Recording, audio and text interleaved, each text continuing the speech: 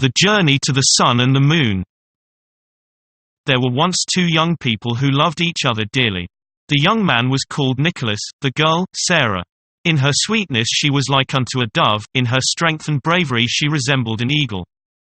Her father was a rich farmer, and owned a large estate, but Nicholas's father was only a poor mountain shepherd.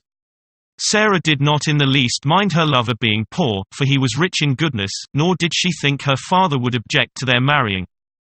One day Nicholas put on his best clothes and went to ask the farmer for his daughter's hand. The farmer listened without interrupting him, and then replied, "If you would marry Sarah, go and ask of the sun why he does not warm the night as well as the day. Then inquire of the moon why she does not shine by day as well as by night. When you return with these answers you shall not only have my daughter but all my wealth." These conditions in no way daunted Nicholas, who placed his hat on the side of his head, and taking a loving farewell of Sarah, set out in search of the sun. On reaching a small town at the close of day, he looked about for a place to spend the night. Some kind people offered him shelter and invited him to sup with them, inquiring as to the goal of his journey. When they heard that he was on his way to visit the sun and moon, the master of the house begged him to ask the sun why the finest pear tree they had in the town had, for several years, ceased to bear fruit, for it used to produce the most delicious pears in the world. Nicholas willingly promised to make this inquiry, and the next day continued his journey. He walked on and on, over mountain and moor, through valley and dense forest, until he came to a land where there was no drinking water. The inhabitants, when they heard the object of Nicholas's journey, begged him to ask the sun and moon why a well, that was the chief water supply of the district, no longer gave good water. Nicholas promised to do so and resumed his journey. After long and weary wanderings, he reached the sun's abode, and found him about to start on his travels. "O sun," said he, "stop one moment, do not depart without first answering a few questions. Be quick then and speak, for I have to go all round the world today. Pray tell me why you do not warm or light the earth by night as well as day." "For this simple reason, that if I did, the world and everything upon it would be very soon burnt up." Nicholas then put his questions concerning the pear tree and the well. But the sun replied that his sister, the moon, would be able to answer him on those points. Hardly had the sun finished speaking before he was obliged to hurry off, and Nicholas travelled far and fast to meet the moon. On coming up to her he said, "Would you kindly stop one moment? There are a few questions I should like to ask you."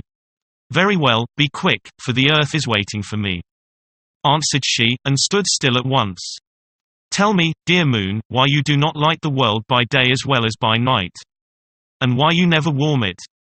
"Because if I lit up the world by day as well as by night the plants would produce neither fruit nor flower. And though I do not warm the earth, I supply it with dew, which makes it fertile and fruitful." She was then about to continue her course, but Nicholas, begging her to stop one moment longer, questioned her about the pear tree which had ceased to bear fruit. And she answered him thus. While the king's eldest daughter remained unmarried the tree bore fruit every year. After her wedding she had a little child who died and was buried under this tree. Since then there has been neither fruit nor flower on its branches. If they will bury the child with its ancestors, the tree will produce blossom and fruit as in the past. The moon was just moving off when Nicholas begged her to stop and answer one more question, which was, why the inhabitants of a certain land were unable to obtain from their well the clear and wholesome water it had formerly poured forth.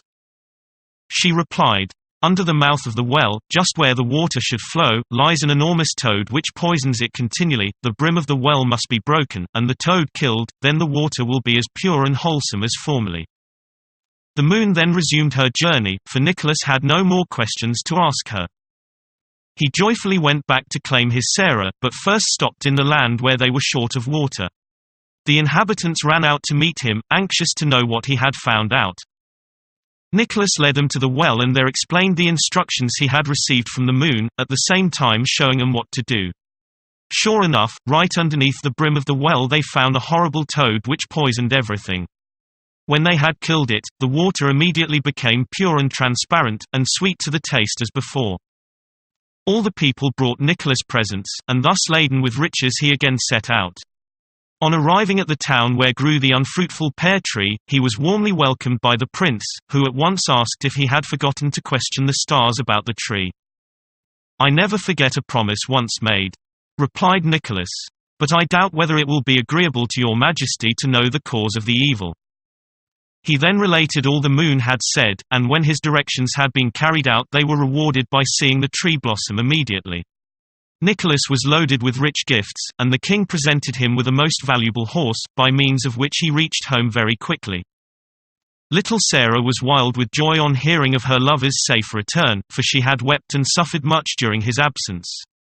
But her father's feelings were very different. He wished never to see Nicholas again, and had, indeed, sent him in search of the sun with the hope that he might be burnt up by the heat. True it is that man proposes and God disposes.